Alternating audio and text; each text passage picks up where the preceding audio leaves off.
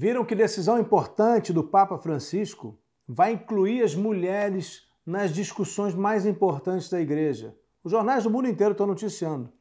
As notícias são de que nessa quarta-feira o Papa Francisco anunciou que vai permitir que as mulheres votem no próximo Sínodo de Bispos.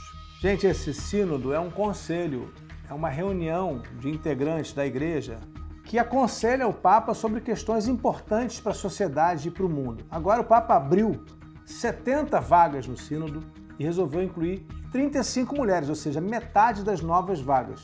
E incluiu também 5 freiras, que vão todas as mulheres agora, ter direito a voto. É um passo numa direção que eu acho sem volta, mas que nos leva, na realidade, de volta ao passado, porque a Igreja Católica já foi muito mais aberta às mulheres. Vamos voltar aqui ao tempo do apóstolo Paulo.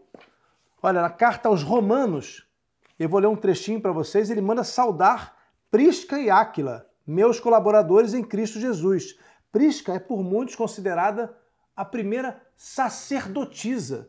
Ela é considerada por muitos historiadores uma sacerdotisa. Paulo fala também, olha só que interessante, saudem Andrônico e Júnia, meus concidadãos e meus companheiros de prisão, que tão notáveis são entre os apóstolos. Paulo considerava Júnia uma apóstola.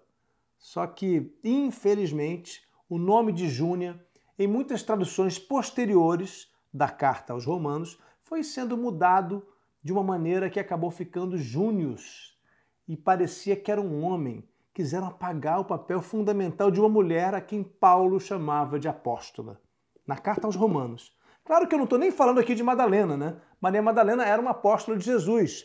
Jesus foi o primeiro a abrir esse espaço para as mulheres. E no meu livro Madalena Sem Filtro, eu lembro aqui, falo aqui na voz de Madalena, que o livro assume essa liberdade poética, falo de uma lenda que tem indícios muito fortes, históricos, de que pode ter sido verdade. No livro eu narro assim: falou-se muito sobre uma certa Joana na igreja de Roma, no comando por 2 anos, 5 meses e 4 dias. Mas a Idade Média foi um período tão turbulento, com tantas cruzes e cruzadas, que nunca pude saber se foi verdade ou lenda a história da mulher que se tornou papisa, ainda que muitos homens do Vaticano tenham escrito que ela de fato existiu.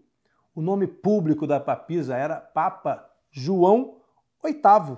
Ela se vestia como homem, gente, e tornou-se famosa em Roma, como eu conto aqui no livro, por sua inteligência e por seus belíssimos sermões. Engravidou, teve um filho, foi vítima da intolerância dos homens e arrastada e morta e apedrejada. Uma história terrível, mas que recentemente surgiram inclusive indícios de uma moeda da papisa Joana, indícios históricos, arqueológicos, mostrando que talvez, que muito possivelmente, seja verdade a história de que a igreja por 2 anos teve uma papisa e não um homem no comando, como a gente sempre imagina, como a gente imagina que sempre foi.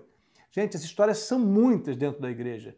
Houve diaconissas, sacerdotisas, só que na Idade Média o machismo era tão profundo, mas tão profundo, que apagaram até mesmo aquilo que aconteceu no tempo de Jesus e do apóstolo Paulo. O que eu entendo agora com esse movimento do Papa Francisco?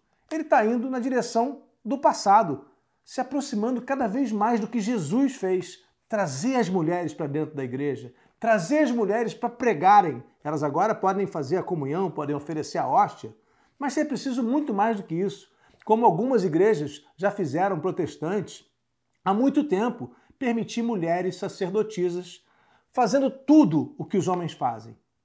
Então, eu entendo que o Papa já está indo nessa direção, o conservadorismo dentro da Igreja Católica é imenso, mas pouco a pouco ele está começando a abrir o espaço, morder aquele quinhão dos conservadores, permitindo a entrada das mulheres, e eu penso que ainda no meu tempo de vida eu vou ver mulheres nas igrejas católicas, assim como a gente vê em outras igrejas, e eu vejo isso com muita alegria. Se você gostou desse vídeo, se você gosta das minhas explicações e quer estudar a fundo comigo, eu queria te apresentar 2 cursos: Últimos Passos de Jesus e Jesus, a Luz da História.